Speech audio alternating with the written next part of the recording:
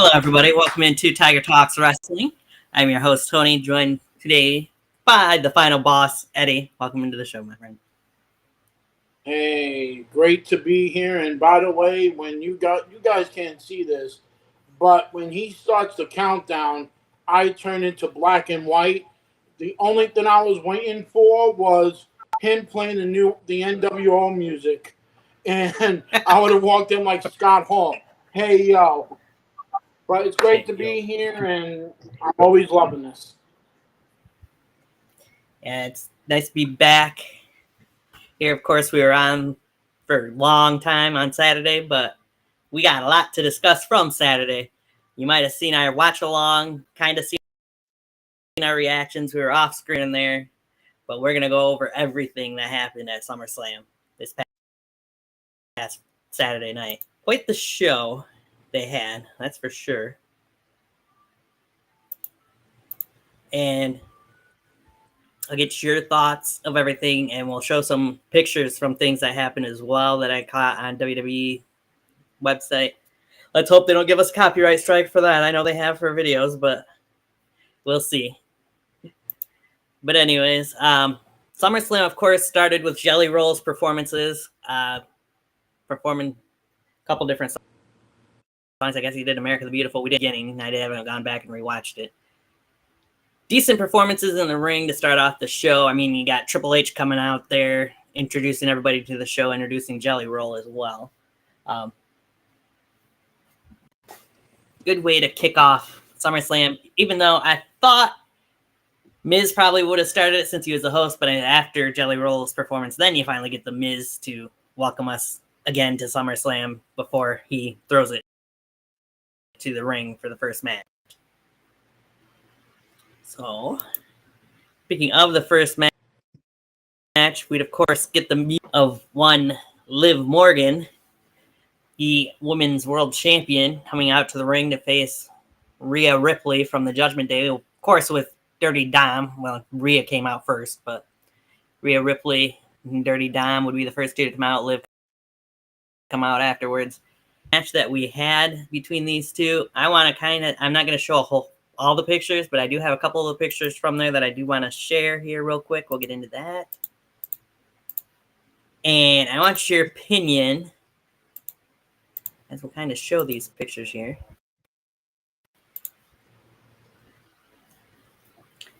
The first picture you have to show, this one in my opinion. I mean, Dirty Dom was getting involved at points during this match that these two had. Liv was focusing on Rhea Ripley's shoulder quite a bit in this match. Rhea would pop it back into place twice during the match, once against the announce table was interesting, and then once against the turnbuckles inside the ring.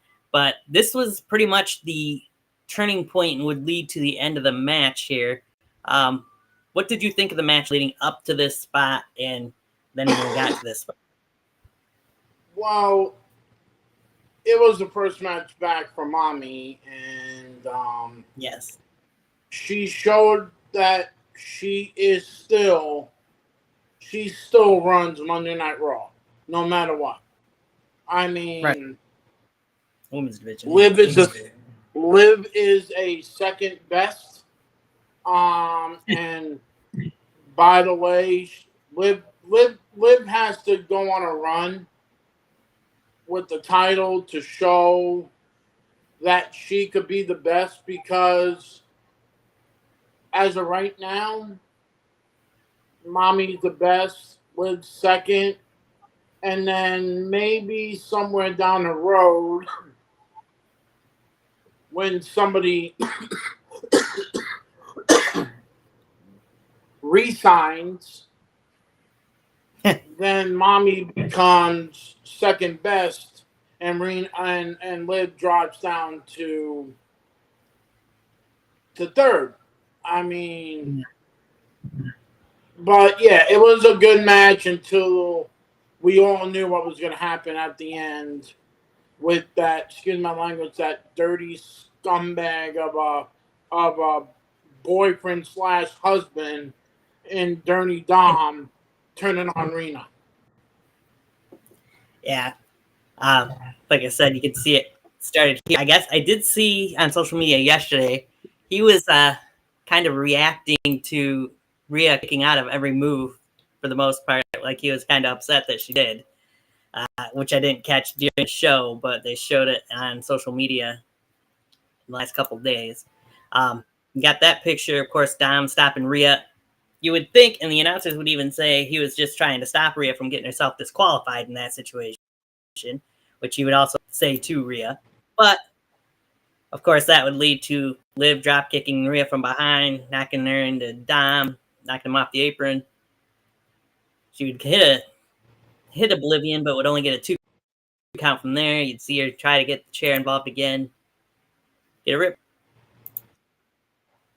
But they didn't show the picture there. But eventually, Dom would get involved again, and the chair would get thrown into the ring. Liv would hit Oblivion on the chair, a la what she did to Becky back a few months ago. 1, 2, 3, Liv retains, and then you get this. As Rhea Ripley was not happy. I didn't show the picture. As Dom would kiss Liv Morgan, and those two would walk out hand in hand, or shoulder and shoulder, to end the show, right? To end the match, rather. Yeah, it's a travesty. I mean, mommy gave him good licks for 2 years, and this is what he does to her. I know, right? Mommy made him famous in a way, but she gets the shaft. And it was all proven, as I figured, it was all a ruse by Dominic, and he's been helping Liv in the long run. And we'll get into more, of course, Judgment Day wise as we go on here in a little bit. Well, speaking of shaft, that's what Dominic's going to now give to Liv. Right? But he has to ask his real life wife, but that's okay. Exactly. I mean, that's one thing we could talk about too. Dom goes from the relationship with Rhea, not much kissing wise there, but from that to being on live television on SummerSlam, making out with Liv Morgan while his wife's sitting at home doing who knows what. Only WWE. Or at the arena looking like, what the fuck? I made you nuggies, and this is what you get? This is what you do to me?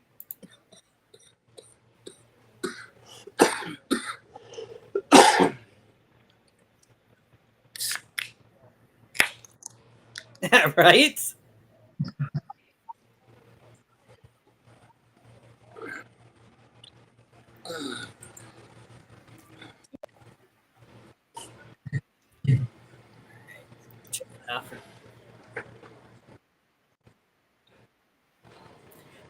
And for this connection lost, reconnecting. All right. For anybody who's watching, if you got anything you want to add to that in the comment section, I do have that up as well. So if you want to join us in there. But yeah, before I go too far more into that, you kind of mentioned at the top of the show, we do want to say, we went on air, I should say, do want to say thank you to everybody who did our SummerSlam prediction show and the watch along when we were live and since then, because numbers are pretty big right now for views, and we really appreciate that. Yes, we do. Especially since we were trying something brand new on Saturday when we were experimenting from Eddie's house, and we plan on doing more shows from Eddie's apartment building as well. Planning on changing things up a little bit more though next time. Hopefully getting things a little bit different. Yeah. All right. Hello, then thanks for joining us. How you say your name?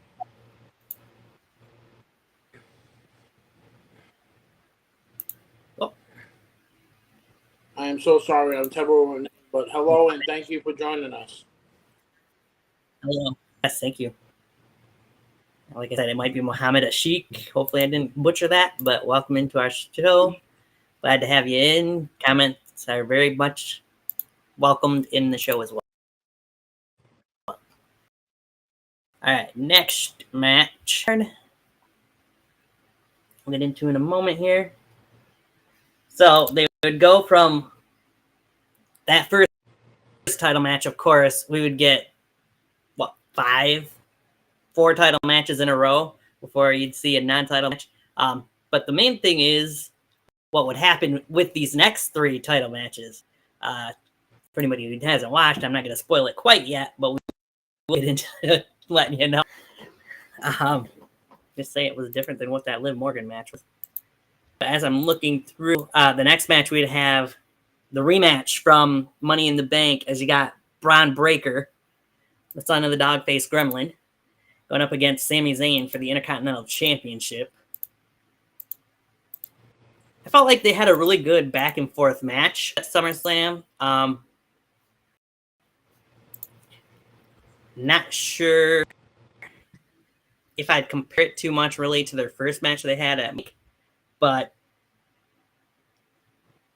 maybe you feel differently about this. I feel like those 2 guys probably could have done even better than what we've seen in the 2 matches they've had against each other, and maybe they will, considering we know what we've got coming up Monday night on Raw. Yeah. Before we go to that, spoiling fully of that match, our friend Muhammad asks us, what do we think about the Judgment Day breaking up? It's really crappy, but you got to realize it was just Damian and Rena gone, and now we got Carlito and Liv, and I call them the NWO Judgment Day 3.0 pretty much. Yeah. We'll see what goes on with that, but Tony could give his opinion too. I feel like they gotta basically show what they can do the new Judgment Day, because there's no what. This is the 3rd installment. I mean, you had Edge, then you had Rena and Damian, now you have Carlito and Liv. It's not cool. Not cool at all. I don't have an Apple, but you know what I mean. But yeah, it's not cool. So we'll see. But thanks for the question, Muhammad. Tony, what you got to say? Yeah, I mean, it was just a matter of time, really, that you'd see either the end of Judgment Day or at least those 2 individuals leaving Judgment Day, because you could see in the build-up to SummerSlam the face turns of both Damian Priest and Rhea Ripley, and the rest of Judgment Day wasn't really following suit for that. So you kind of knew something was going to happen in the build-up to SummerSlam, and with everything going on between Damian Priest and the rest of Judgment Day, how Damian was even, for that matter, playing things along even the night that Rhea Ripley returned, and been like, okay, Dom, you can just wait and find out for yourself what's going to happen. I mean, you kind of knew something was going to occur sooner rather than later. I think it was good that we've still got the Judgment Day together, but it's, like Eddie said, it's going to be a light version, if you will, of the Judgment Day. But we'll see what happens. I mean, you still do have the World Tag Team Champions in there, and Finn Balor is a major player, or at least should be a major player, as it comes to being the leader of Judgment Day, even though they claim they have no leader. Yeah. Where it goes from there. Yeah. Now back to your question about Braun Breaker and Sami. All right. Do you want me to say it, or do you just want to show the pictures? I don't mind. Let's just show the pictures first. Yeah.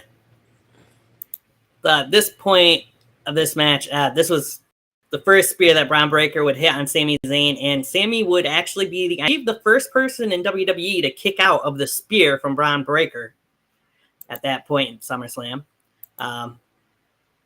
You'd see the suplex into the corner. There'd be a second spear by Breaker. Of course, Breaker would pull the straps down because he did not go for a pin after that second spear. Instead, would hit a third spear. As you can see there, the outcome of it, we crown ourselves a brand new Intercontinental Heavyweight Champion. I do want to say this without it. After the promo on Raw Monday Night, that is one thing I do like, that the Ring General, Gunther and Braun Breaker both call it the Intercontinental Heavyweight Championship, not just the Intercontinental Championship. That makes a little bit of a difference, in my opinion. And I think it brings even more, maybe even more of a prestige Continental Championship. Oh my God, definitely. Because if you go back to WWF Primetime with Gorilla Monsoon and Bobby the Brain Heenan, and they both rest in peace. Yes. Gorilla Monsoon used to call it the World Wrestling Federation Intercontinental Heavyweight Championship. Right. I mean, I think it should have been always called that, but it got lazy. It got called the Intercontinental title. Intercontinental Heavyweight title, I think it's perfect for a title that has so much lineage with dating back to Pat Patterson winning the title first time in Rio de Janeiro. I mean, then you got Austin, then you got Brett Bulldog. I mean, the title had perfect Texas Tornado, Kerry Von Erich. I mean, the title had so much lineage. Yep. I mean, even the learning tree, Chris Jericho. Hi guys. Had the title, and then that creepy little bastard, Christian. Yep. I mean, the title, yeah, I like it, and if I could be, I'm actually correct about this. Braun Breaker is the first Steiner to win a singles title in WWE. I believe you're right. I don't think Scott ever either won't win a singles title. No, he had a title run against Triple H for the World Heavyweight title, and Scott Rick and him were the tag team champions when they beat Money Incorporated for the titles. So this is a big thing for the Steiner family. And if I do my Steiner math right, it was 95 to 85 to 10 on that match, and this is what we get. And yes, the first match that we had at Money in the Bank, it was hot. It was hot. Mm-hmm. This one was it was hot still, but it was more like we knew what the outcome was going to be. Right. You know, like I said, I felt like they were both. Yeah, go ahead. I felt like they were both good matches, but I still think those two guys can do so much better against each other in a match than what we've seen. Most definitely, I do agree with you, and we'll see what this Monday comes with that 2 out of 3 falls match for the Intercontinental title is going to be like. I think this is the first 2 out of 3 falls match that we have for the Intercontinental title in a long time. Yeah, I believe so. I can't remember exactly how long without looking it up, but that's for sure. I have a feeling the last 2 out of 3 falls match was in the 90s. That could have been. All right. But at least for Braun Breaker, and we've seen it since then, his dad and uncle both were there in Cleveland as well to watch this transpire. So they both were very happy to see their son and nephew win the Intercontinental Heavyweight Championship. Oh, yeah, definitely. I feel like, it's nice to see the Steiners back in the WWE without Scott messing it up. Right? Intercontinental title. Before I move on, I'll let you find out that for sure. It'll give me time to get this situated anyways. Go away for a minute.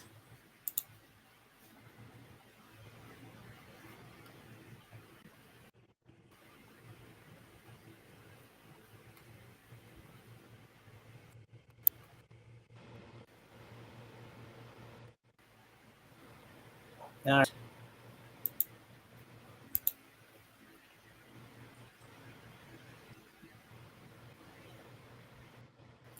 But yeah, Sami Zayn, of course, had another good run as Intercontinental Champion, but I feel like this is going to be a lengthy reign for Bron Breakker.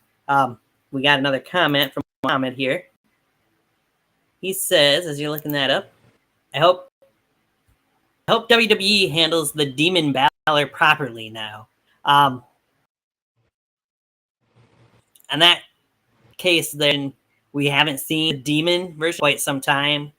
Finn has mentioned before he feels like the Demon is more of a babyface character than what he is now, which is a heel character. So he kind of differentiates the two.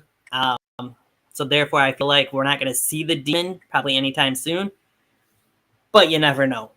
Finn could decide to pull it out in a match with Priest too. Hard to tell.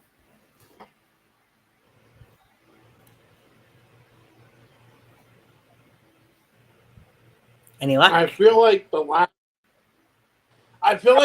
one was Booker T.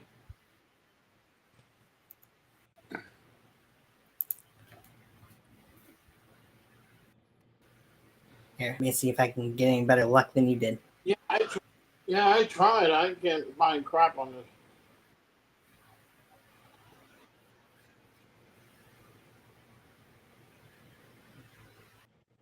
Spec and spell.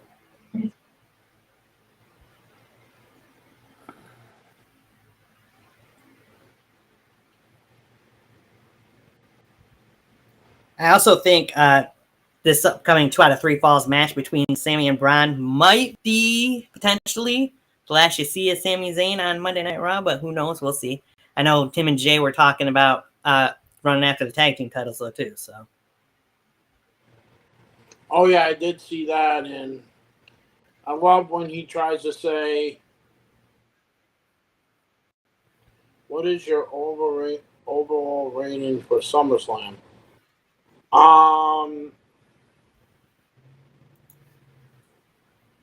As of right now, let's Muhammad, we'll get back to you with that. Because we want to go through the card, Yeah, and then we'll let you know. We'll let you know what the what our prediction is, but we'll get back to you with that because we want to go through the rest of the matches. But that's a great answer. Thank you. Great question. So actually, I think I've seen. Like I've seen Dolph Ziggler was in a 2 out of 3 falls match for the Intercontinental Championship against Claudio, or Cesaro rather. Oh my God. I think I just saw him.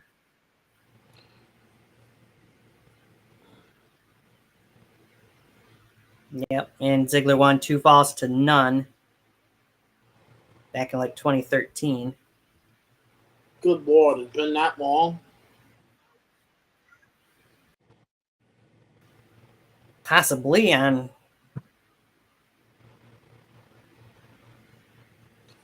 Yeah, it's not really showing me a whole lot. It's just talking about the up more so.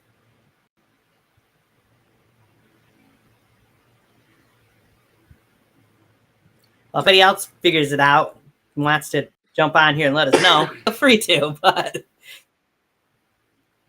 yeah, that might have been the last time was Dolph and Cesaro. All right, we'll move on then, since we weren't having luck finding that out.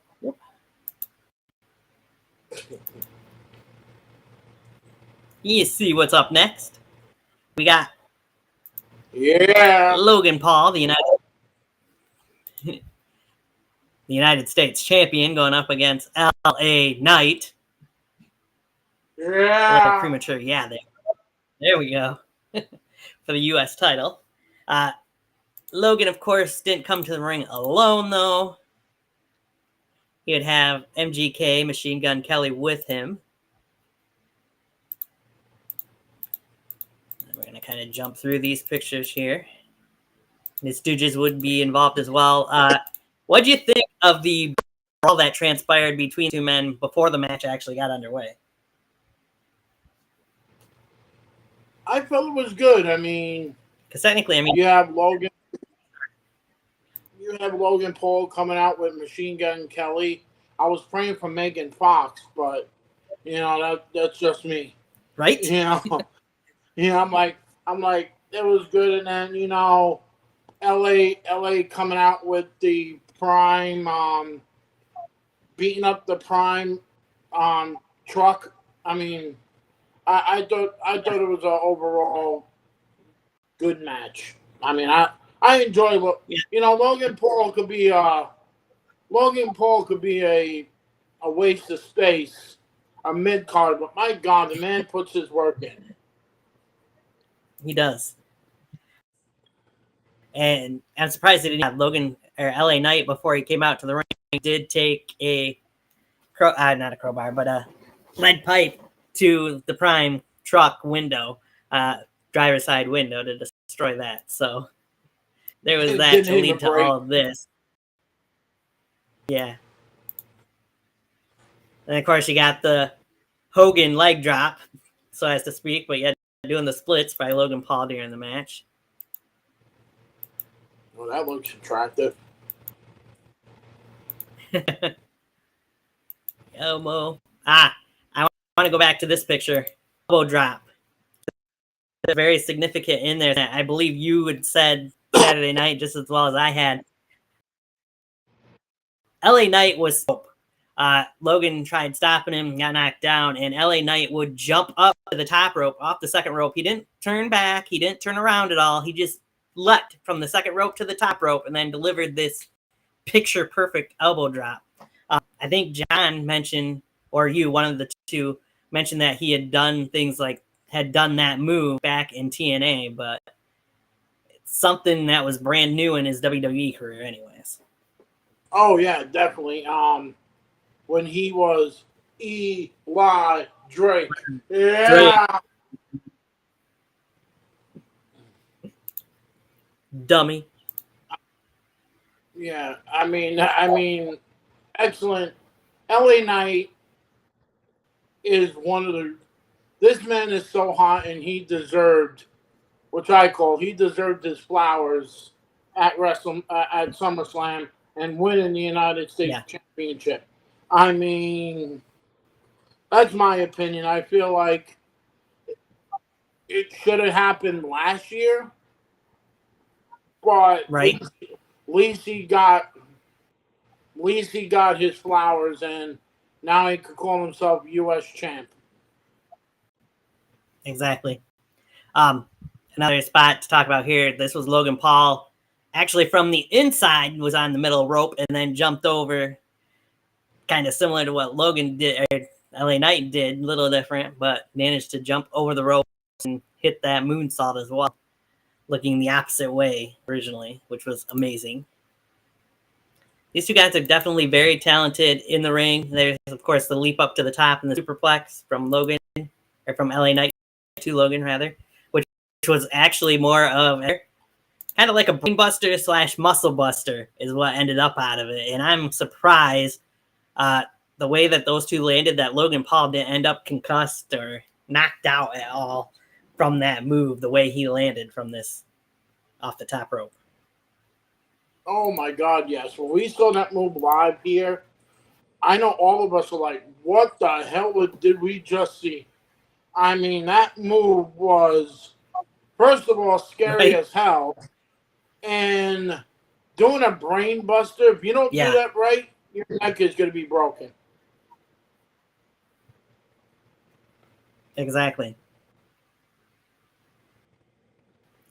Of course, from there, the two get involved that are with Logan every show. LA Knight would take care of them, but MGK would hand over a necklace that had brass knucks attached to it to Logan. Logan would actually use those brass knucks on LA Knight, but LA Knight would kick out after the shot from the brass and eventually would hit the BFT. There's the pinfall. 1, 2, 3. Your new United States champion, as we mentioned.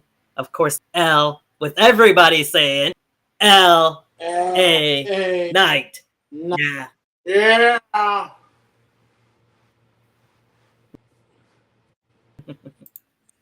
About time, too.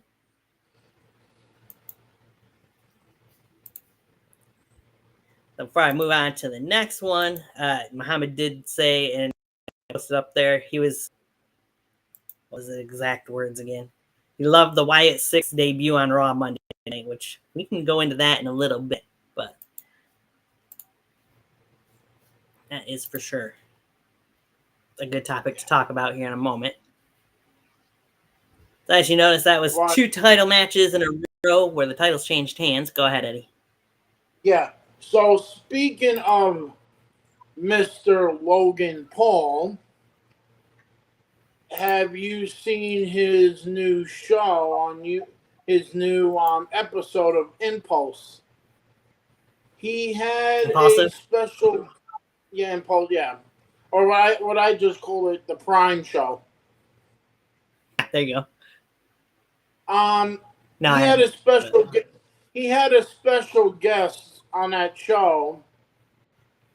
The one, the only, the Undertaker.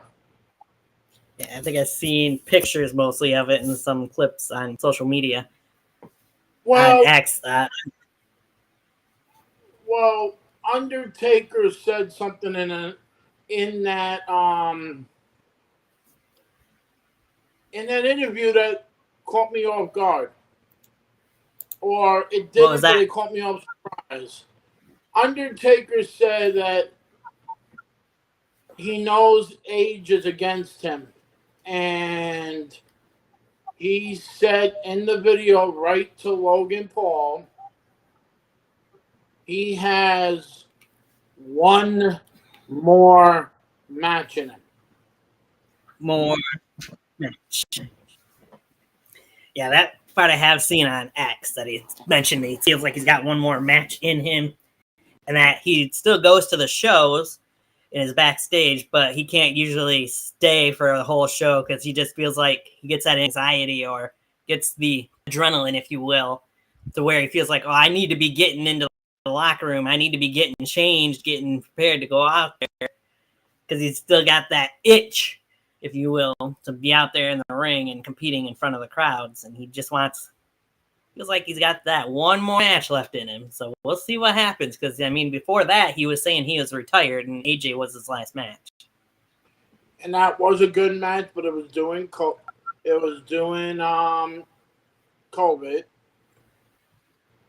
Yep. Right when COVID hit. I'm going to say this and we just go from there.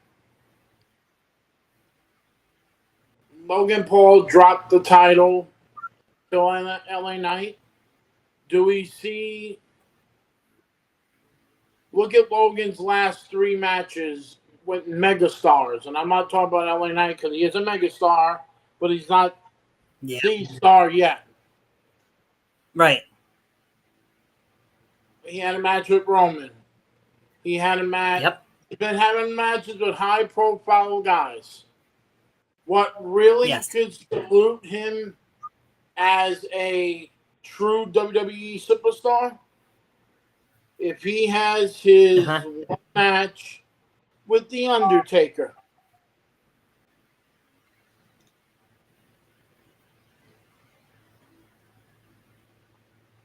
You froze up there. I didn't hear what you said. What about Logan Paul against The Undertaker?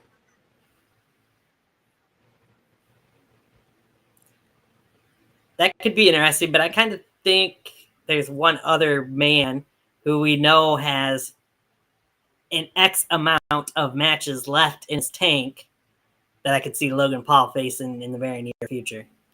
You got it. Yep. But if Undertaker has one more match, how about we have a real match with him and Cena? We could do that too. That would be great. Instead of just the 5-minute squash match that we pretty much got at WrestleMania a few years ago. Yeah. That would be great. But I'll say this much. If we did get Cena and Logan Paul, as much as I love John Cena, knowing coming to the end of his career, I feel like it would mean so much more if John Cena actually lost to Logan Paul. It would help Logan in the long run.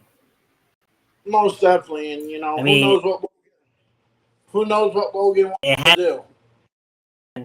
Austin Theory, but those two guys are not on the same level, I feel like, as a Logan Paul, or viewed the same way as Yeah, Logan Paul is in the company. almost definitely.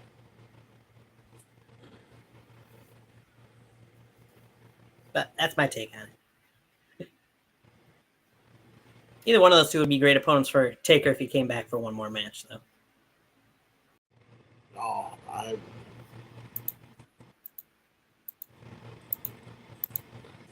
Definitely interesting to hear Taker say he's got one more match in him after the last couple of years. He said that after the Hall of Fame, he retired the boots, he retired the jacket, he was retiring the Phenom gimmick pretty much. whoa, woo! Yeah, we know. All right. The next match we got, of course, the Queen of the Ring, Nia Jax, going up against the Women's Champion, WWE Women's Champion Bayley for the championship. Is it gonna show up? Maybe. Let's see if this is gonna show in here. And what I felt like was a pretty decent back and forth match in the first half of the match. I do want to show a couple of certain things if they'll have the pictures for it. Bayley would hit the Bayley to belly at one point. Nia was dominant at points, even hitting a Samoan drop on the floor to Bayley. They kind of show it here, but not the greatest. The first spot I do want to mention, though, talk about here, they kind of have a little picture of it here. The power of Bayley. And you got a reaction out of me. I don't know how much people saw it or not, but you and John both were shocked at the reaction I gave this. But Bayley took this woman out of the corner, Nia Jax, as big as she is, and walked her out of the corner powerbomb position before dropping her down. I never knew Bayley had that kind of strength in her.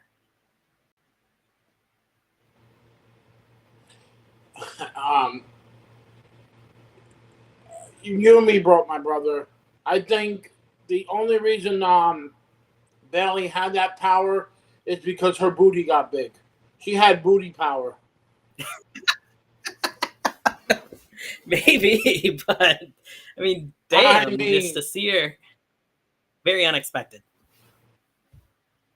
It was, and you got to give it up to Bailey. I mean, my God, she picked up Nia Jax and power bombed her, and she had surgery on that.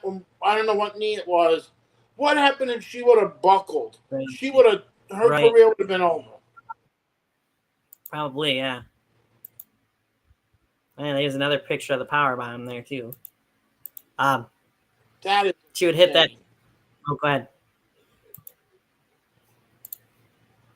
Yeah, that's insane. I mean, I'm like, what the hell? She just picked her up like it was a feather. Yeah, pretty much. I was definitely in shock. You see, hit the two ladies would be down, and of course, you see there, Miss Money in the Bank, Tiffany Stratton would come out with the intention of cashing in the Money in the Bank contract. With the referee in tow, she would get thwarted by Bayley. But Bayley would then get herself powerbound by Nia Jax.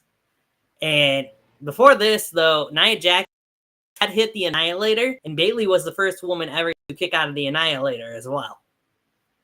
May I point that out? But Nia Jax would deliver after that powerbomb a second Annihilator. And that was way too much for Bayley to withstand, as you see crowned there, the brand new WWE Women's Champion, Nia Jax, who continues being on quite the roll since Triple H brought her back into the fold.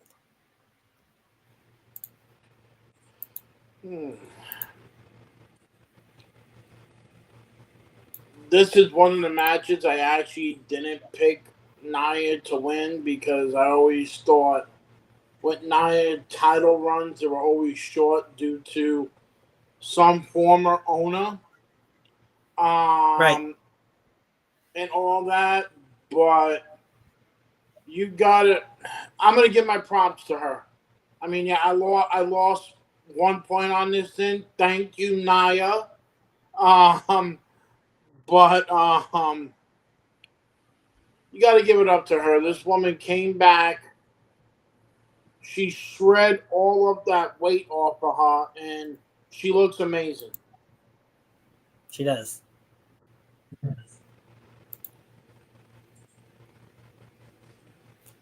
That she does.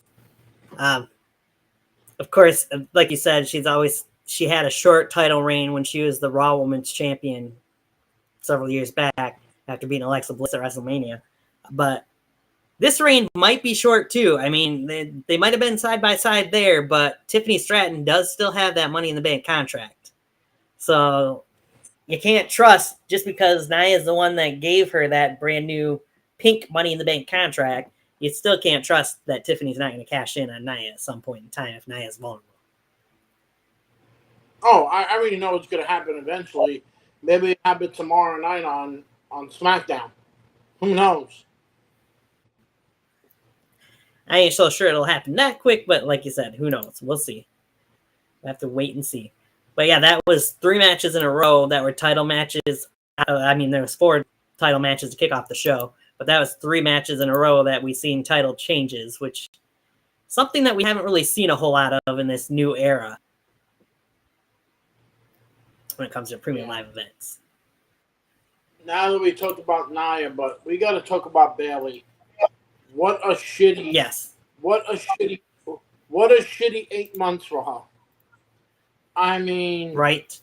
She after the Royal Rumble, Bayley was basically forgotten. Yeah, it seemed that way. And yeah, she won the title from EO, but still, you really.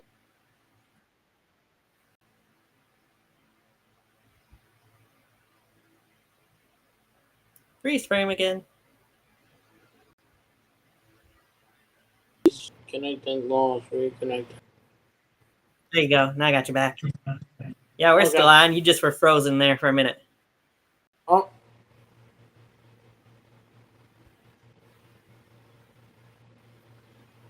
Oh, there you are again.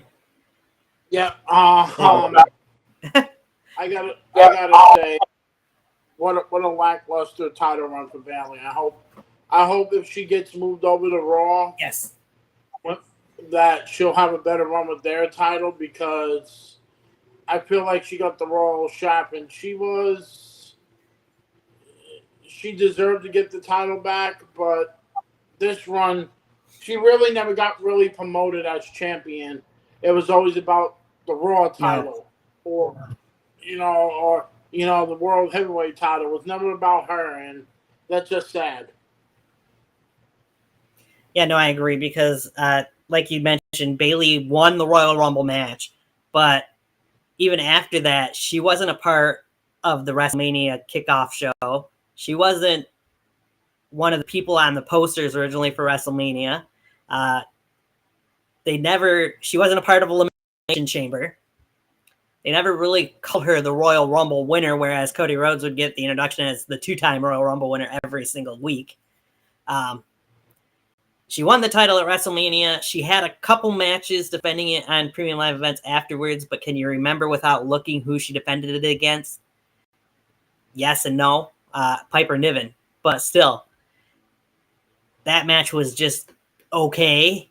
Her best match was winning the title from EO, and then, I mean, she got squashed for the most part on TV after that. Whether it be by Piper, or she picked up wins sometimes, yes, but she'd still end up being laid out for the most part by somebody. And it's just, title reign never really seemed to pick up momentum or speed. And we knew coming out of Queen of the Ring, I feel like, or at least I knew or figured coming out of Queen of the Ring, that Nia Jax was going to win the women's championship at SummerSlam because of winning the Queen of the Ring. Because it just didn't feel like to me that they were going to have the loser or the winner of the Queen of the Ring lose at SummerSlam, which we'll get into more of that later as well, of course. But I hope that the title reign for Nia goes better than what Bayley's did. I think it should, because Nia is such a dominant force. But we're just going to have to wait and see. Like you said, they've got the Women's World Championship on Raw, gets better highlighted. I mean, sometimes even just Jade and Bianca seem to get more highlighted on SmackDown than what Bayley or Nia really have. Yeah. And here's the other thing about Bayley. Her start to the year, she was a heel. Right. And then she went into WrestleMania as a face. Her last reign as the SmackDown Women's Champion, and this is when Mercedes was there with her. Right. To me, and I don't want to say this, but damn, I'm going to say it. I feel like her heel runs as champion is way better than her face runs on the main roster. It has been. Because even looking back when she was the lovable, huggable Bayley, when she first won the Women's Championship back at, I want to say before that WrestleMania. I mean, she retained it at that WrestleMania Fatal 4-Way, I do believe, against Nia and then Charlotte and Sasha. I think it was Sasha anyways, not Becky. But anyway, it was still only like a 2 or 3 month reign, I think, or something like that. Whereas, like you mentioned, when she was the SmackDown Women's Champion, it was the longest reigning SmackDown Women's Championship reign of all time. She held it for over a year. So, I mean, that kind of tells you they book her better as a heel as they do than they do as a face, even though I don't know. I don't know if that's just the booking or if Bayley's just a better heel than she is I don't feel like she's a better heel than she is a face, but the booking wise makes you kind of wonder. But look at this with her heel run. That was on the main roster. Better, like we said it. Her best face run was when she was in NXT. Yes, yeah. I'd agree. The funny thing is, Triple H was running NXT at that time, and he's running the main roster now. So, what does that tell you? I don't know. Maybe they're just trying to make her that lovable Bayley, but I don't know. Maybe it's because she's getting older and they're trying to get out of that Vince McMahon era. And I think they're just trying to give other people title runs, but I feel bad for Bayley. She's going to go down as one of the greatest female wrestlers of all time. Anybody that's in the 4 Horsewomen, they're going to go down as the greatest. But, yeah, that's my opinion. Now let's move on to the Bret Hart Undertaker match with Shawn Michaels as referee. Oh, I think you mean Seth freaking Rollins as a referee between CM Punk and Drew McIntyre. Oh, I'm sorry. I meant that. That was 1997. I'm sorry. This was very reminiscent, though, which we'll get into. Of course, you see Seth freaking Rollins making his entrance there as the referee in his zebra outfit, wearing a referee outfit that only Seth freaking Rollins can pull off. You saying something, Eddie? Oh, no, I just called. Sorry. Okay, that's all fine. I do want to mention that they did debut at SummerSlam, something they tried in the past, and says one of them to wear it. They did bring back the referee cam.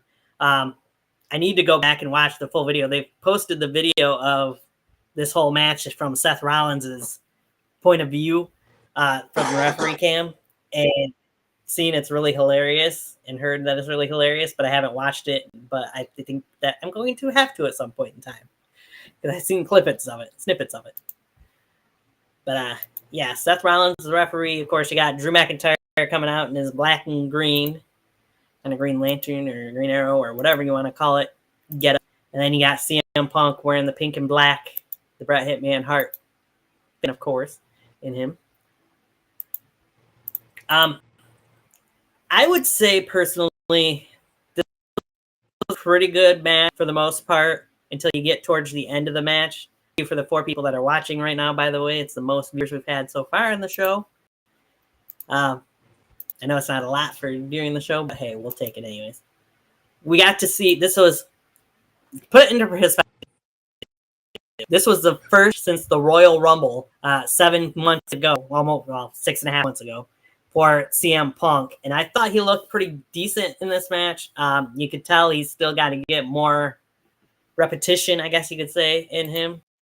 But still thought he looked pretty good there with Drew in this very brutal match. As you can see there, Punk got slammed into the announce table by Drew. I'm almost there. Got thrown around. Seth would be a factor in there. When they're fighting on the outside of the ring, Seth would stop his counting, did a whole Shawn Mike laying on the top turnbuckle at one point and would go down to tie his shoe like he didn't see things that were happening outside the ring. Just let anything go for the most part in this match. Drew, of course, there thought he had the win. Rollins, no, he only got 2. See classic moves from both on each other.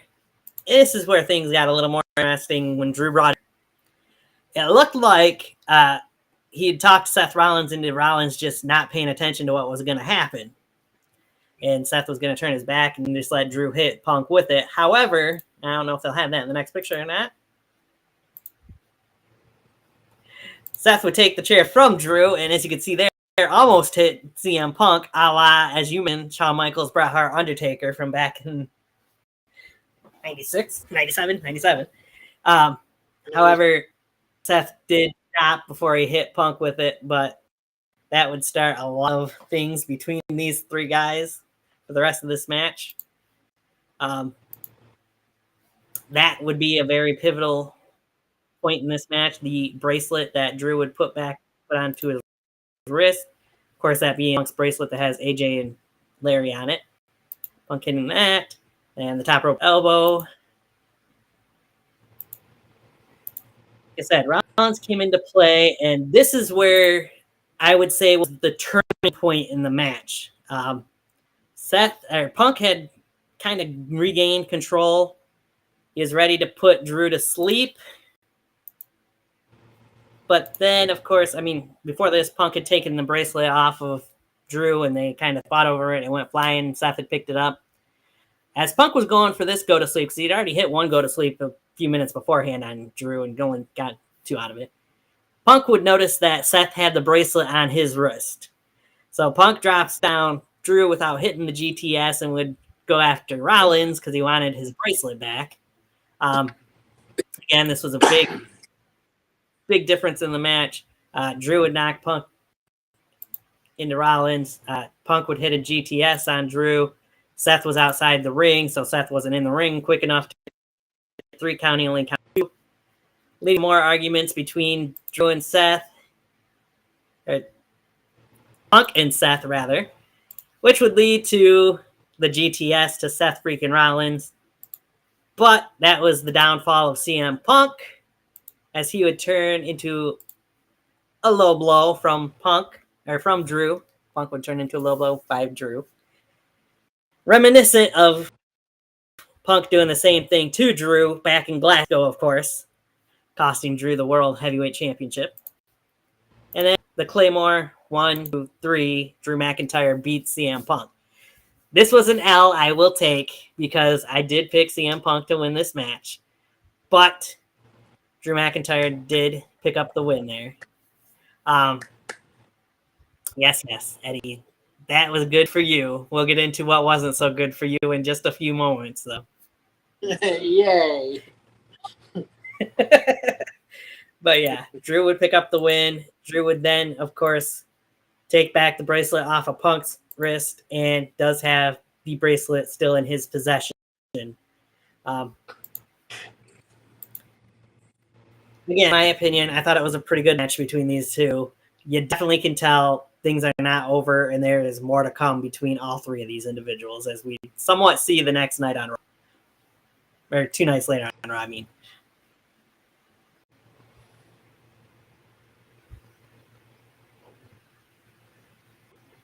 First of all, I like to thank Shawn Michaels. What a hell of a rewind of your screw up in 1997 at the Nassau Coliseum in the World Wrestling Federation Championship match between the Hitman Bret Hart and The Undertaker. That's when Shawn hit Taker with the chair. Bret covered her. Bret was the new champion, and then Shawn Michaels joined forces with Triple H, and that's where we get the first Hell in a Cell at Bad Blood. So when this match was made, I'm like saying, welcome back 1997, because I already knew Drew McIntyre was going to win. And, good match for both guys. Seth did what he did was good. And yes, you did have one point to point out. CM Punk needs some more ring time because he was a little off on some of his moves. But that's what you get with an injury. Right. That's for sure. Ooh. Well, we're going to start with that picture. All right. Well, we'll see where things go from there. Like I said, we've seen an interaction between all three of them again on Raw. Of course, Punk would go chasing after Drew, and Seth would get demolished by Big Bronson Reed. That's another story, though. All right. Let's go into the next match. Your favorite match of the night. I kid, but still. Great picture there. You got the Ring General, the King of the Ring, Gunther, going up against El Campeon, Damian Priest, for the World Heavyweight Championship. So, I thought this was a great show. You had to start with that because it shows Cheating and Challenger both there. Priest and Gunther, I would say, had a very physical match between these two guys, which you expect for Gunther, but I thought Damian Priest held his own in there against somebody like Gunther. You can see through the pictures here. You got a Frankensteiner by Priest, pretty much. Something that Braun Breaker did pull out. You got the Broken Arrow. Chops galore from both men. Gunther's chest was actually bleeding from the chops from Priest, something you usually see. Priest kind of stopped some of the chops. The Tyrannosaurus drop will. A powerbomb, which Priest did not get beat by at that point in time. It's out to heaven, which wasn't the end of the match. These two went back and forth, as you can see some of these pictures. I know I said I wasn't going to show all the pictures for all the matches, which we're not, but a lot of them we will show.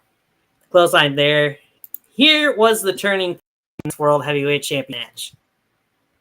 The Prince, Finn Balor, came out to help out Damian Priest, or so you would think, as he's watching his Priest getting beat down by Gunther and trying to give him encouragement. But then Gunther would kick Finn Balor, knocking him away, which would turn Priest into a maniac, so to speak. Priest would hit that clothesline, a few other big moves, and then the Razor's Edge before hitting the South of Heaven chokeslam. Well, what they don't show there, as he went, the referee would count 1, 2, and then Finn Balor would put Gunther's foot on the bottom rope to stop the referee's count of 3, which then led to Priest getting distracted, and Priest would go after Finn Balor after he's seen the replay of Finn putting Gunther's foot on the bottom rope. And in the long run, it would lead to that. The Ring General would hit the powerbomb. 1, 2, 3. We have a brand new World Heavyweight Champion. No longer the Ring General. He is now, it wasn't 1, 2, 3. It was a sleeper hold. And Priest passed out. My bad. Forgot it. That's how he does things these days. As Finn Balor looked on. Surprised they showed those pictures in order there, but still. Nonetheless, that's the main gist of it. Here ends the 4+ month reign, or the 4-month reign of Damian Priest as of count. So, Eddie, I know you got a lot to say about this. Go ahead and give it what you got. Okay, first of all, congratulations to Gunther. Hell of a competitor. He's going to make that title irrelevant like what Seth did. Congratulations to him. No. To Fergler, whatever the fuck his real name is, Finn Balor, Fergal. Listen, you stupid motherfucker. You messed with somebody from the Boogie Down, the Bronx, where I'm from. We don't take lightly when you mess with one of our people. This man is not just from Puerto Rico. You don't want to mess with Puerto Ricans. I dated Puerto Ricans. I know how it is. You know, you don't want to mess with Puerto Right. Ricans. You don't want to mess with people from the Bronx, and you don't want to mess with Yankee fans like Damian Priest is. Boy, I swear to God to you, when Damian Priest gets a hold of you, I hope it's at Madison Square Garden in New York, because that everybody can slap you in the face and just tear you down. Or we'll put you in a box. We'll put you in a box and say, going to the Bronx. So when you pop out like a cake, everybody can slap you for what you did. You mess with New Yorkers, it's going to come right at you, man. It's going to come at you. And I swear to God, I heard you and your tag team partner, DJ McFlurry, lose the titles because you guys suck.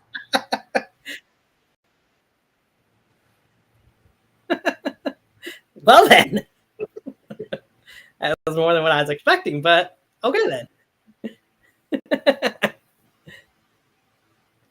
But yeah, that kind of builds off of the question that we were asked earlier from Mohammed about the Judgment Day breakup. Again, Priest, Rhea, both out of the Judgment Day now. And as you mentioned, Carlito and Liv Morgan officially part of the Judgment Day. So, all because of that. And we did find out on Raw Monday night, this was a full year coming. Finn bided his time, if you will. And he was just looking to get a little revenge after Priest pretty much cost him the World Heavyweight Championship against Seth freaking Rollins last year at SummerSlam. So that was Finn's reasoning behind doing it. All right. Before we go into the main event, of course, there was another segment that took place at SummerSlam before the Bloodline Rules match.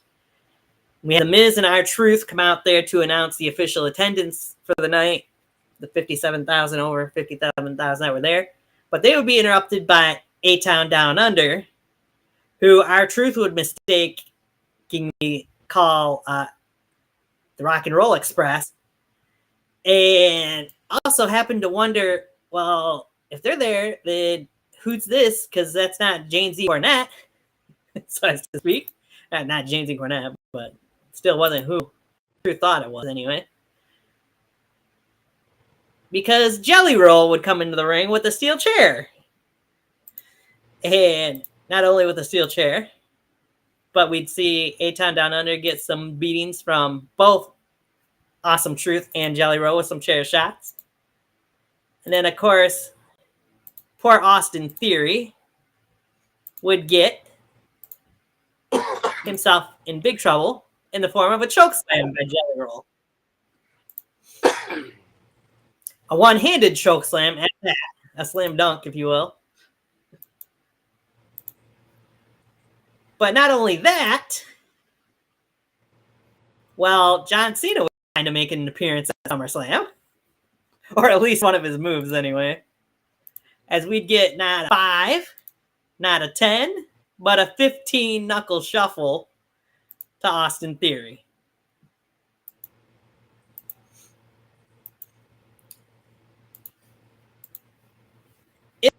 interesting to see them give Jelly Roll a moment like that at the biggest party of the summer.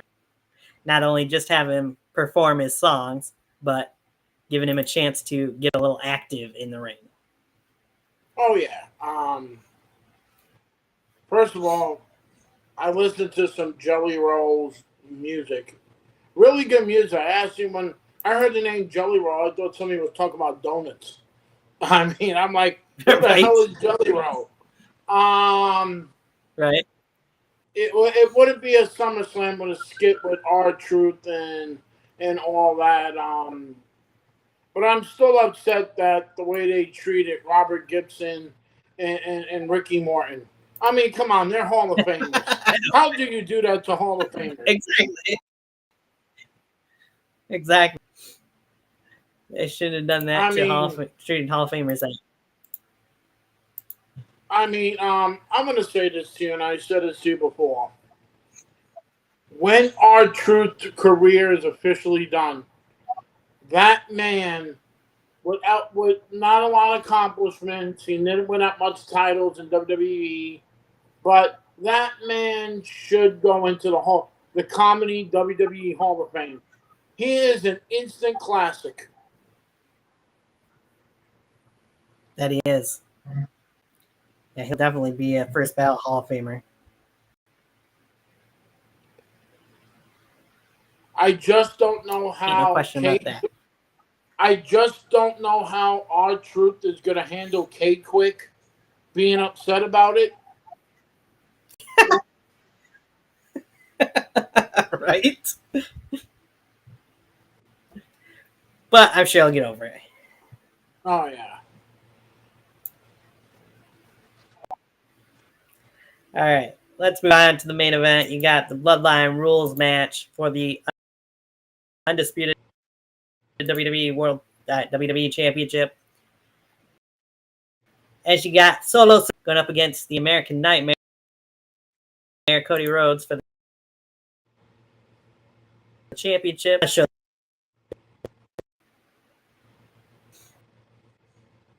you'll probably see a lot of pictures from this one, but once it gets loaded up here, there we go. Well, reconnecting, there goes.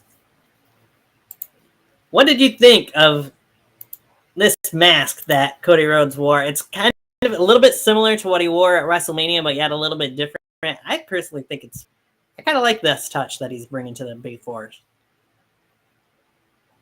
I think it's badass. I actually think he should wear. I think he should wear it more, like premium live events. I think it actually brings out the out. Oh yeah, I'd agree with that. Something that he should do more often. It was cool to see him backtrack just a little bit, because before he put Gorilla and came out through the curtain, of course, we see Cody make his walk towards ringside area, walking Pharaoh, because Pharaoh, it was the last time he was bringing Pharaoh out on the road, because Pharaoh's 13 years old and getting to the point where it's hard for him to travel. But not only that, he stopped as you're given and had an interaction with one member of the Four Horsemen, of course, Double A, Arn Anderson, the Enforcer. And Arn would mention to Cody that he had some friends on the way, even some he might not know about. Hint, hint, nudge, nudge, as we'll get into it. Great to see Arn Anderson back on WWE programming after all these years. Perhaps at some point in time, we'll get a Horseman reunion of sorts. Who knows? Because I know Ric Flair is not under contract with AEW anymore, and I'm sure they could bring in other if they wanted to, but got even more Arn, I'd be happy with that too, because I feel like he still could be a great manager on WWE programming, because I thought he was a pretty good manager in AEW, personally. Oh yeah. But then yes, he got the right Cody entrance. Do you think that we'll see his son Brock in WWE pretty soon? I'm not sure how long of a contract he has with AEW, or if he's even under contract with AEW right now. But I wouldn't be surprised. I know SummerSlam with his dad. if he does, he'll obviously, I feel like, get a start down in NXT, unlike some people. But that's another story for other people to talk about at another time. A little bit I've seen of Brock. What's that? Absolute might be coming. A little bit I've seen of Brock Anderson. Oh, yeah, he might be. So it might be Zero Miedo, and Ray Phoenix, but we'll see.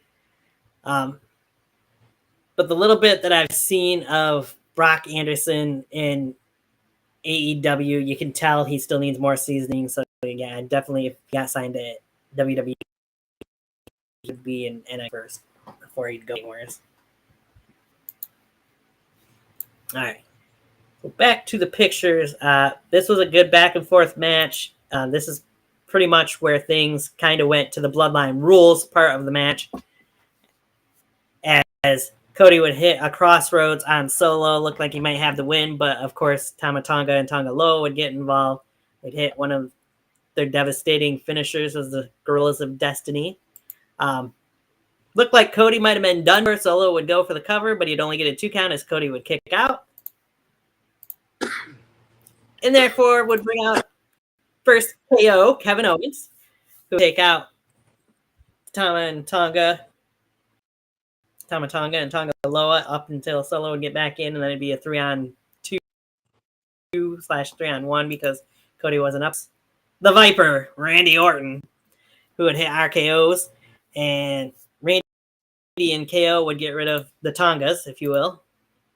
Can't forget the slam on Solo. I do want to say, and that picture kind of shows it there, not one of Randy's best power slams. Randy's usually so smooth with that power slam, but this, you can tell even the way he's got his right hand there. Usually it's in between the legs. He had him by the arm there. It was not a good power slam by Randy Orton on that night. Mm-hmm.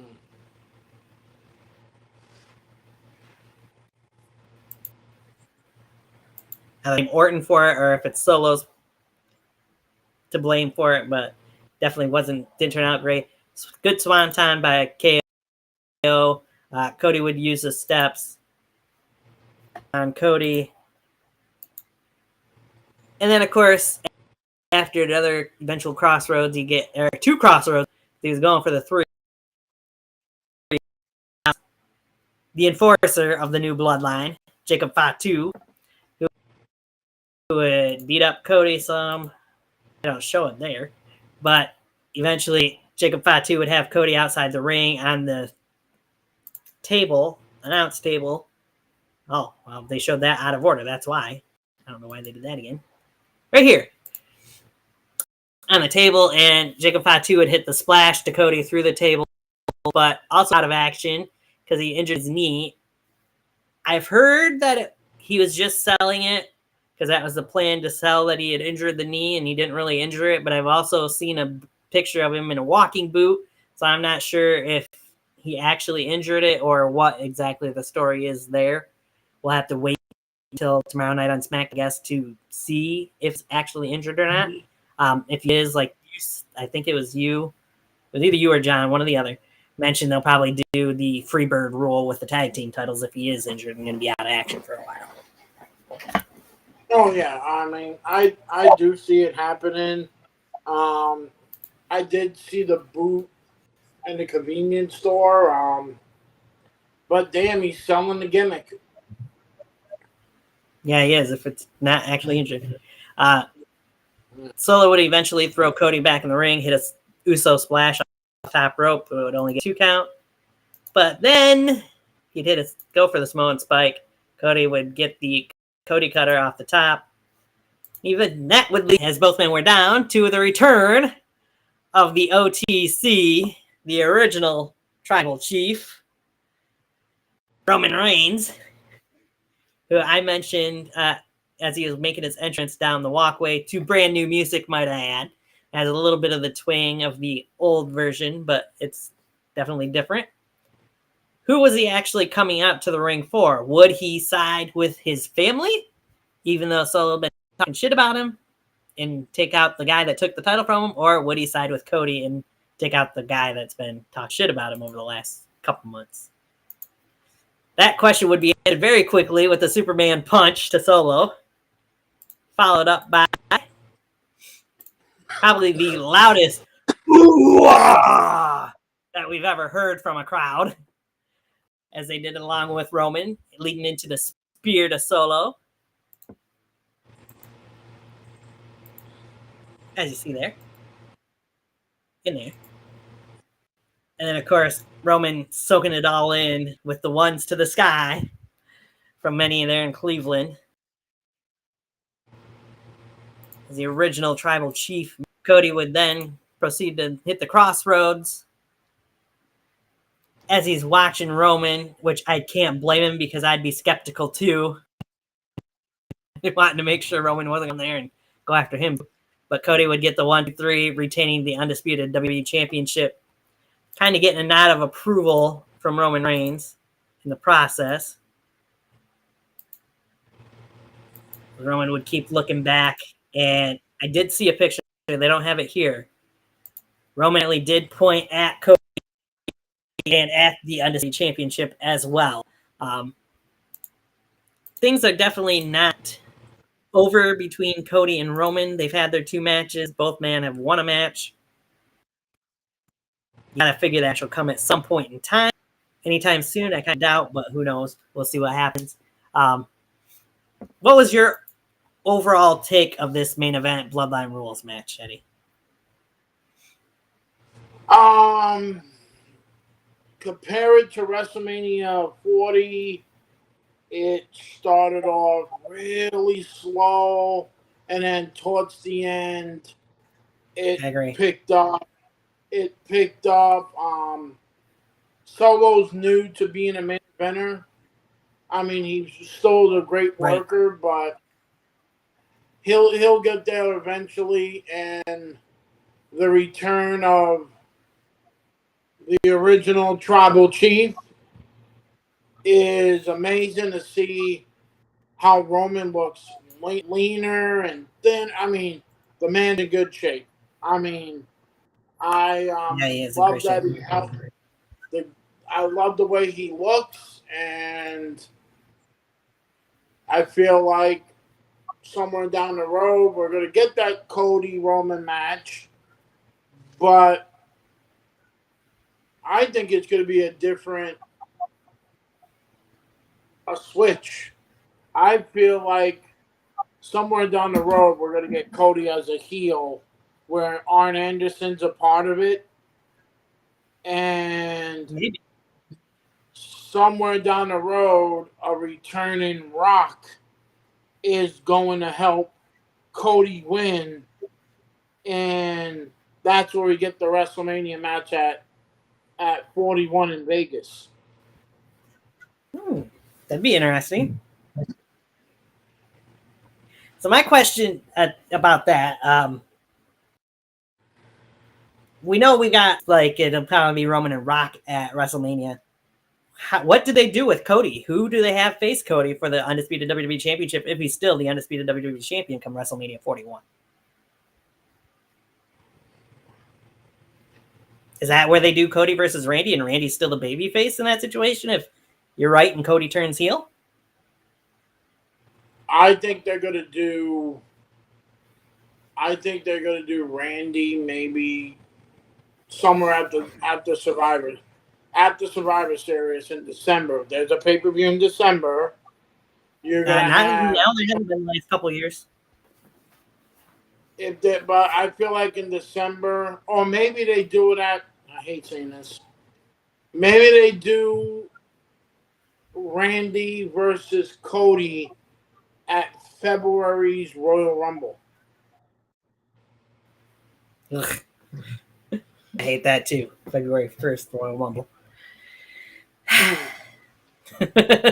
Because I have a gut feeling at WrestleMania next year, we're going to get Cody Rhodes, CM Punk.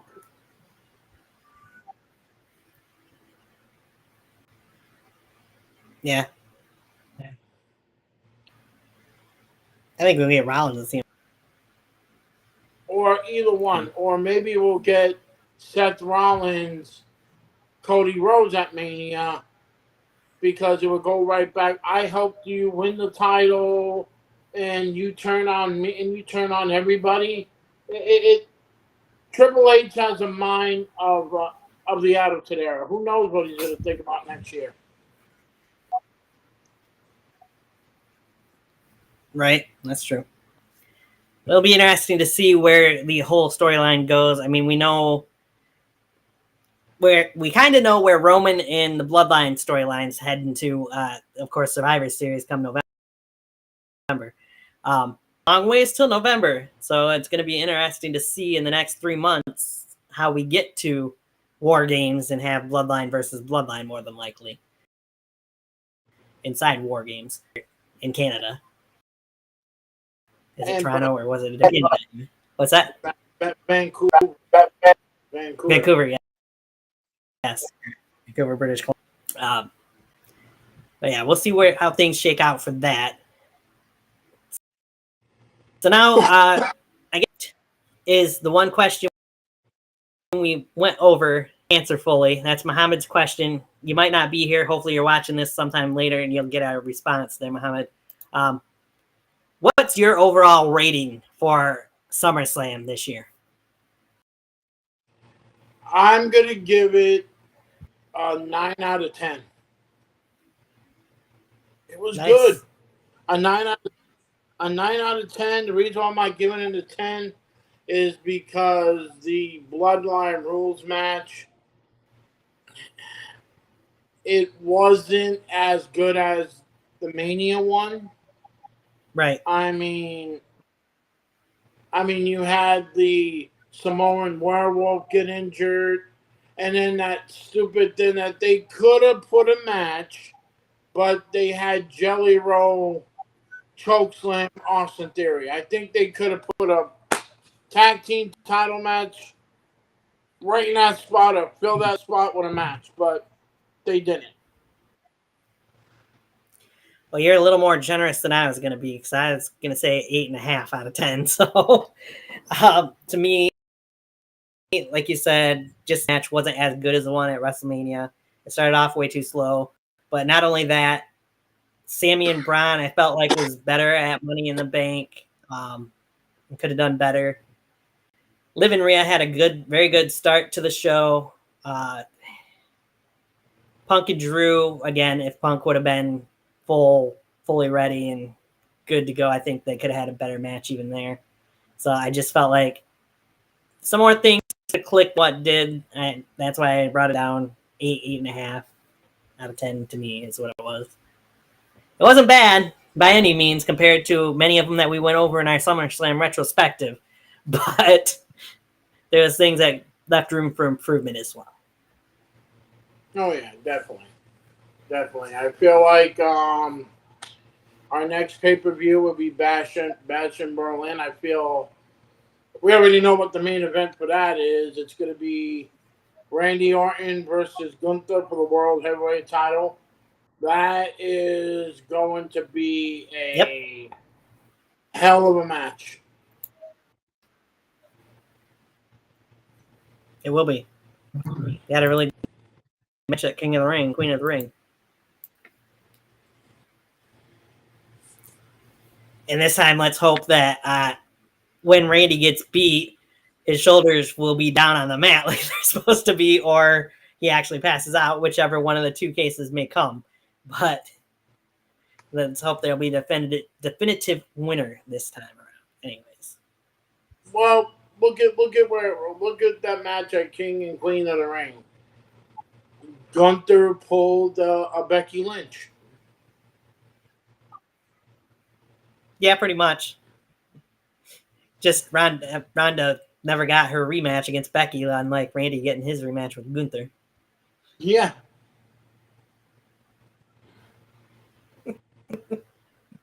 I know Monday night on Raw when Gunther was out there talking and Randy Orton's music hit, I was very shocked to see SmackDown's Randy Orton pop up on Monday Night Raw. I was too, but we had to get that match rolling because it needed to be done. It needs to be corrected. But That's true. you know, So here's my question for you though. After Bash in Berlin, bad blood after that, but after Randy Orton, who is in line for a world title shot on Monday Night Raw? Because your top babyfaces are really CM Punk, Seth freaking Rollins, and Jey Uso, I would say. But Punk, we know, is going to be still in that rivalry with Drew. Seth is looking like he's starting a rivalry now with Bronson Reed, Big Bronson Reed. Jay is busy with Sammy in the Bloodline storyline. Who do you throw in there against the Ring General at Bad Blood? I got two people.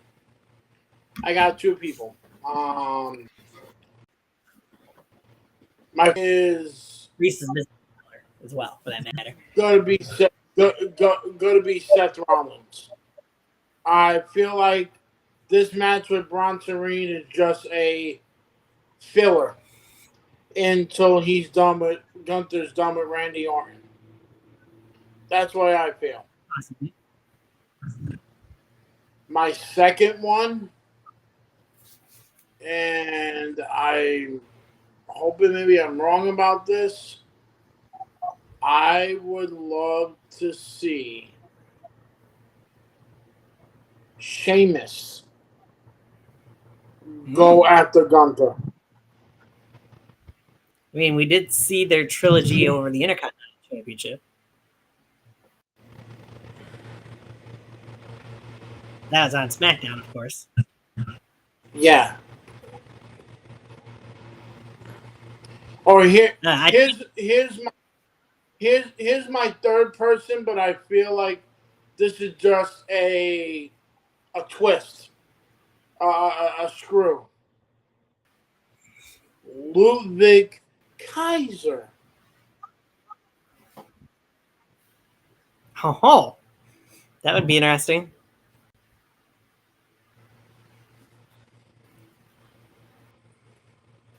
Who you got as a babyface in that role, though? I got Gunther as a babyface. Really? Yeah, because if you really want to do it, Ludwig Kaiser right now, he needs a push as a heel before he becomes. I feel like he's at that part that he's ready to be a major player on Raw. He just needs that right, but as a heel.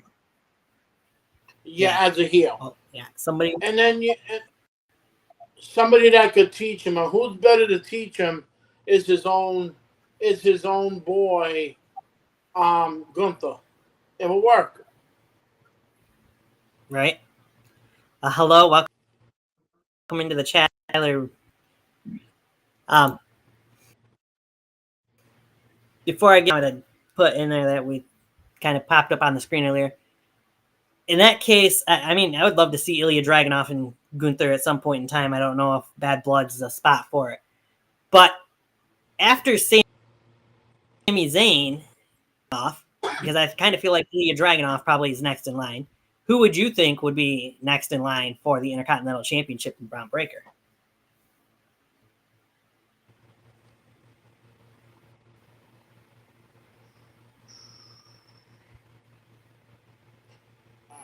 This one's gonna be out of left field. I would love to see Karrion Kross.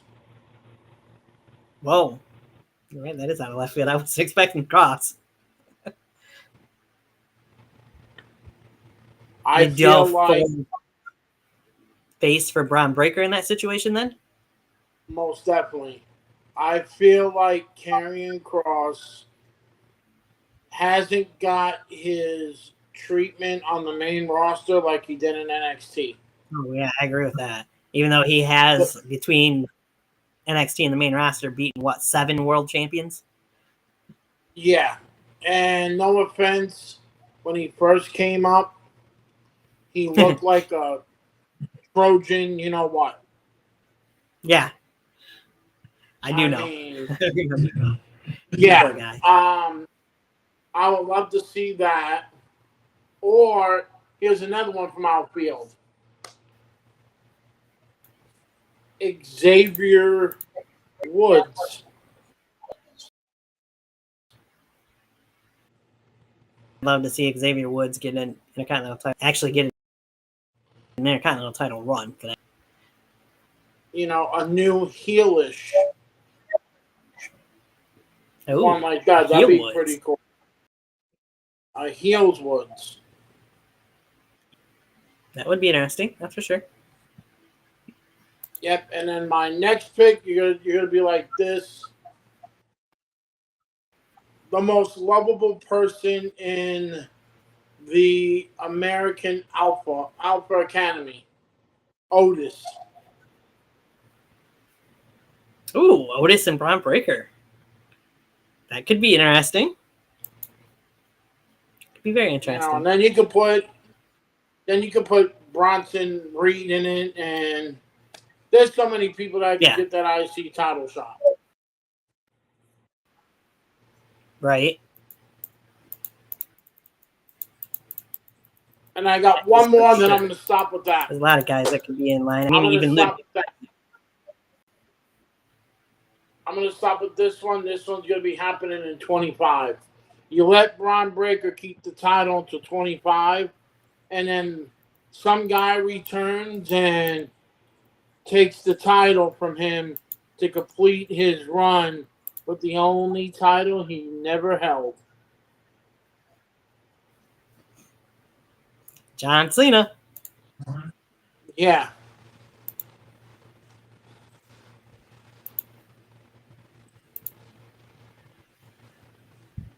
But of course, that would be perfect to see John Cena, Continental Champion. I'd love to see him get 2 title reigns next year, even short reigns, but reigns anyways, especially with the opportunity to break Flair's record.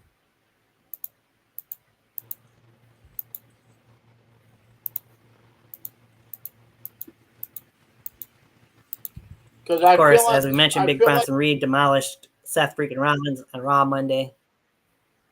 I feel like at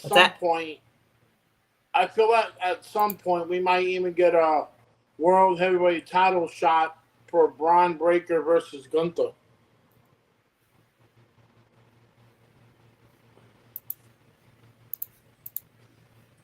I'm hoping so. We'll see.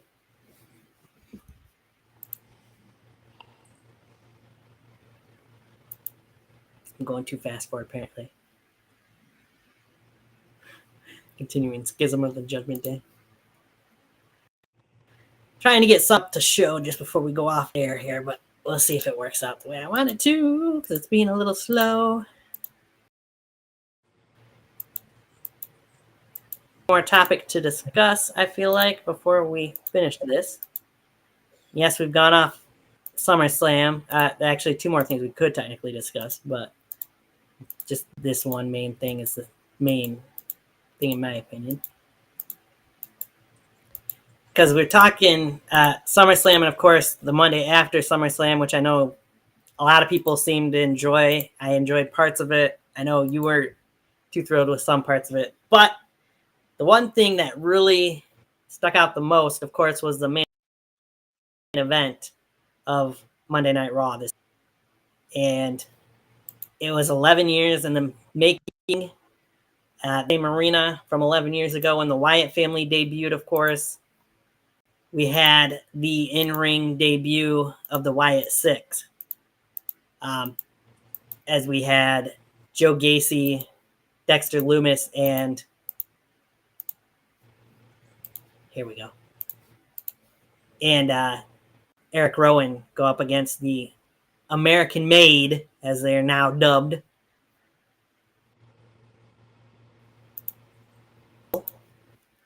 You're going to see some pictures You got the American Made Gable and the Creed brothers. And then, of course, you start the entrance of the Wyatt Six with the legendary Wyatt rocking chair and the lantern sitting in it. All the feels there for sure after the last 2 years, the last year and a half that we've had, losing Bray Wyatt, of course, and then seeing everything that's gone down since then. You got Uncle Howdy coming out there, of course, grabbing the lantern and walking the group down to the ring. Rowan would drag the rocking chair behind him for Howdy to sit in, with Nikki Cross sitting in front of him during the match. All out brawl that these six men had, rather, as Uncle Howdy and Nikki Cross just watched on from the entranceway. I would say this was a really good showing for all six men in this match, in my opinion. You got to see things that we hadn't seen in a long time. Rowan even got a chance to down and bring in some Luke Harper-ness into the match. Of course, this being the finish, towards the finish of the match, you'd see the powerbomb from Gacy to Loomis on top of Gable, and then the splash off the top rope from Loomis, getting a little assist from Rowan to get the 1, 2, 3 as the Wyatt Six would get the win. I won't say it was a great six-man tag match, but I feel like it was very emotional, and at least everybody pretty much got their spots in during this match. It is something that will be remembered for a very long time. I'm just looking forward to when we actually get to see Bo back in the ring, either Bo Dallas or as Uncle Howdy, for the first time in years.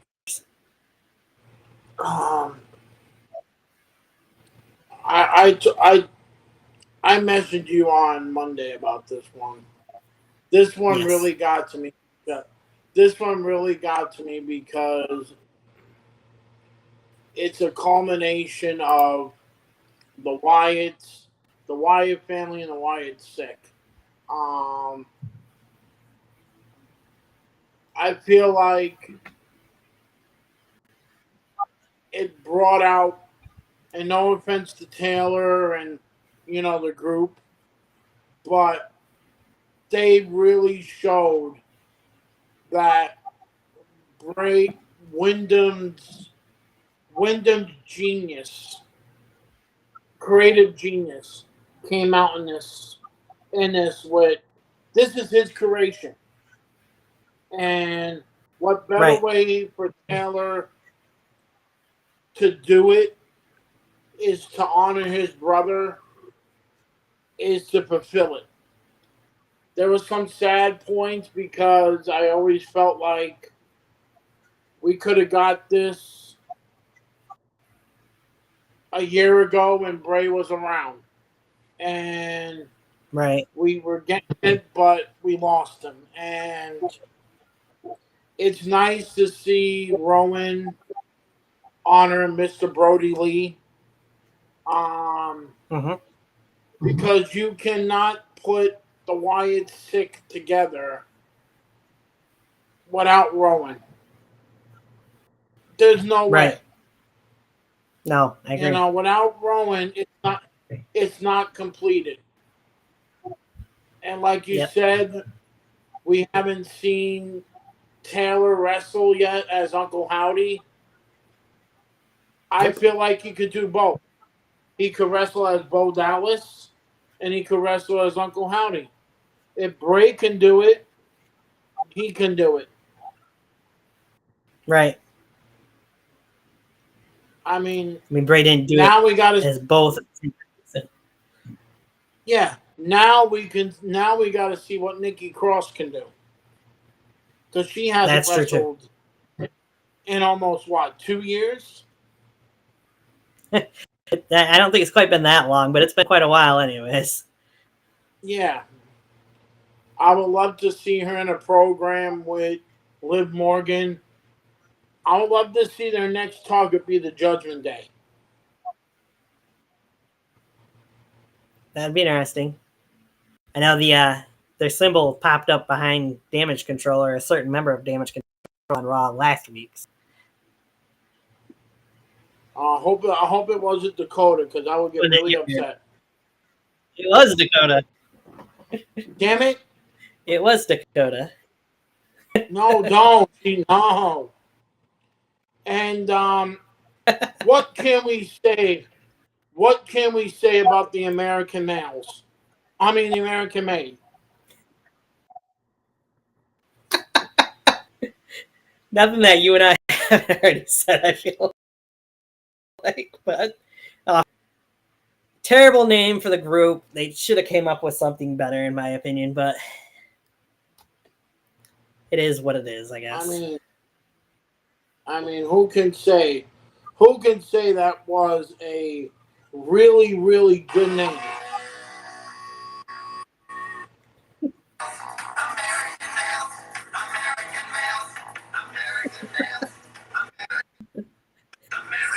And even get the thumbs up.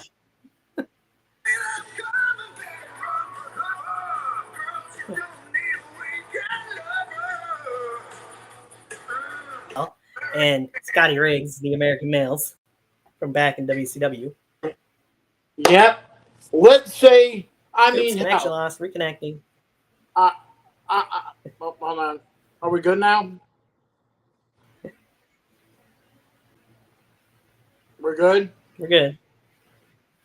Okay, let's say this. We're still here. If they really want to give a shitty name, they should call them the American Males. If they wanted to give them a shitty name, they could have called them the American Males. Right.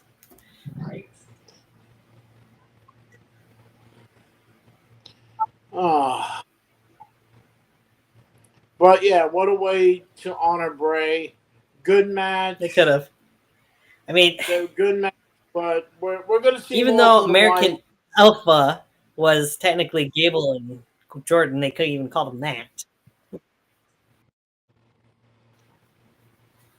So does that mean Otis and Tozawa are going to be called the American, the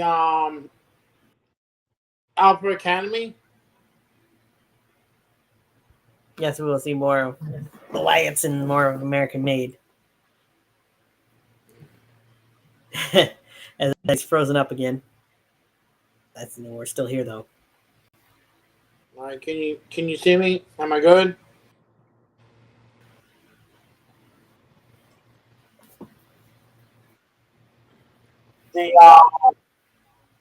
Well, there you go. I heard me. Yeah, there's still apparently Gable told them they could keep the Alpha Academy name, so I guess it'll still be the Alpha Academy. Oh, okay, that's great. Unless they change things up somehow.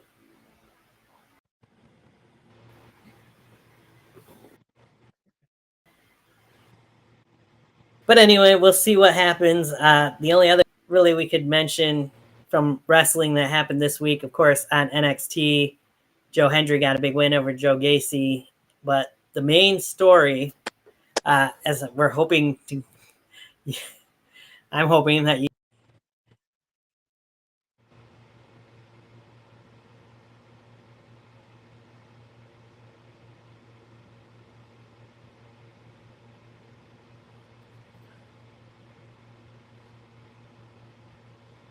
Yeah, on NXT you had the Rascals against what is it, MKF or MJF, whatever the hell they call them team.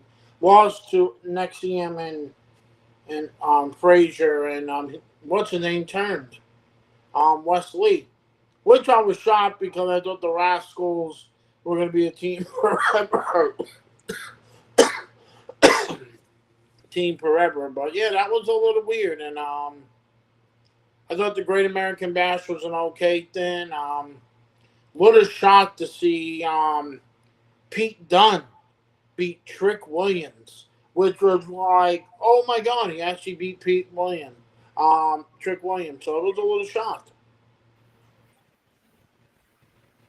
And here's Tony. Wow, I love this. Sorry about that. They just told me all of a sudden that I was reconnecting and lost service and all that fun stuff. So Yeah, like you were talking about Wesley turning on the Rascals. Holy crap, that was a big turn that I didn't see coming. Yeah, I definitely didn't see that coming either. It's as I told you guys, you and John on uh, Facebook afterwards. Man, it came out of left field, and I expected Wesley to get turned on by the Rascals. Because the Rascals have been heels at times on Impact Wrestling before Wesley kind of came back into the fold with the Rascals. Um, so definitely was not expecting that at all. It could be a good thing for Wesley going forward. I mean, how many times can the guy lose, really? North American title opportunity since he's come back. He lost that tag team title opportunity.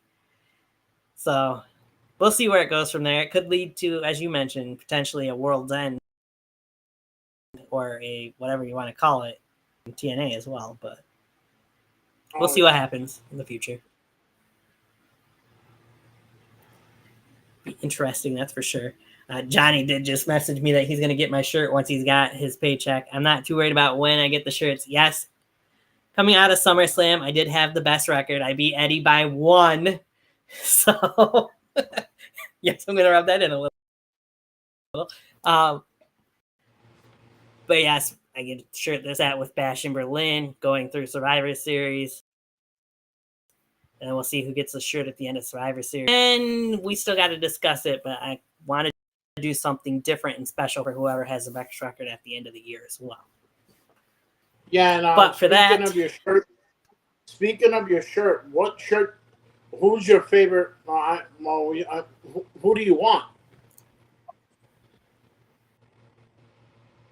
Options from WWEshop.com probably here after we go off the air. Okay. Well, I'll get yours. I'll get yours. I'll get yours at the end of the month. So you'll get yours at the end of the month, and then we'll eventually try to give it to you. I don't know how we're going to give it to you. We'll figure something out. We did last time. That's true. I still demand a recount because that was a bullshit. That was a bullshit call in that world title match, motherfucker.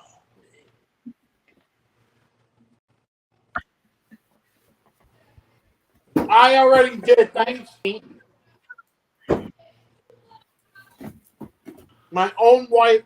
My own wife. Oh, look at you. When did you get that?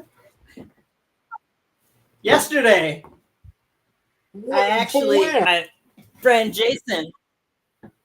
Jason from work had it and sold it to me for $50. So this is what, oh my God, look at this. I have the Eagles wings. You have I got the winged eagle. Old WWE. You have the Eagle wing. You have the other WWE championship. And John has the Intercontinental title. Holy shit. I know, right? I want that Intercontinental Championship, too, with the white strap. That's the one that John got. John don't have a white strap, does he? No, he has a black one. I know. No. He's got the newer version, doesn't he? No, he has the old one from the... Not the old one with the white strap.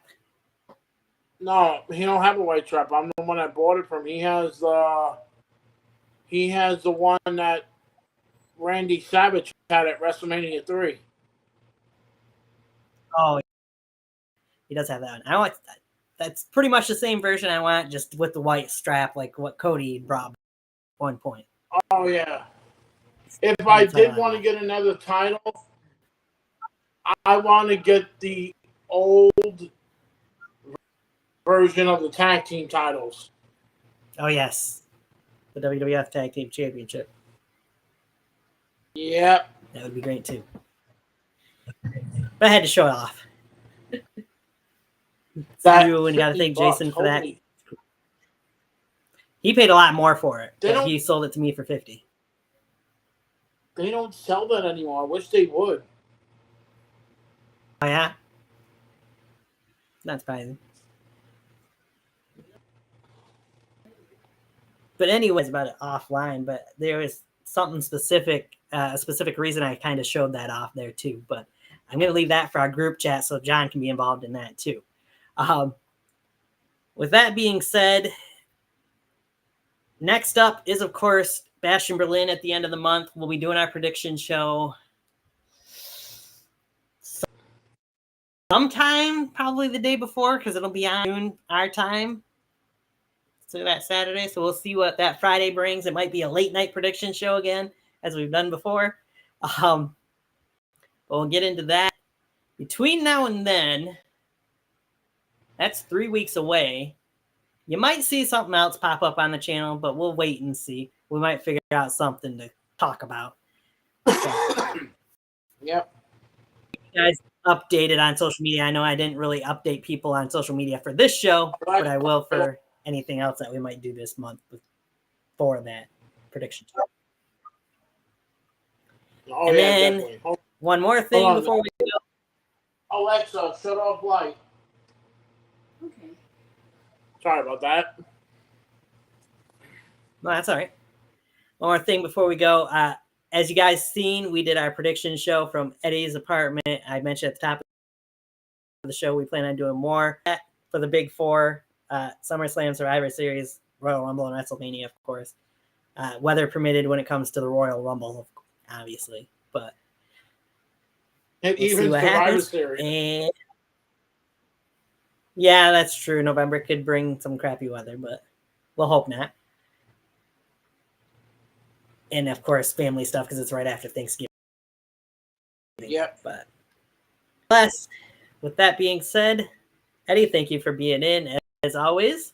We hope you guys enjoyed the show. We will catch you guys in the very near. With that, ran out of pyro. oh man, Damn.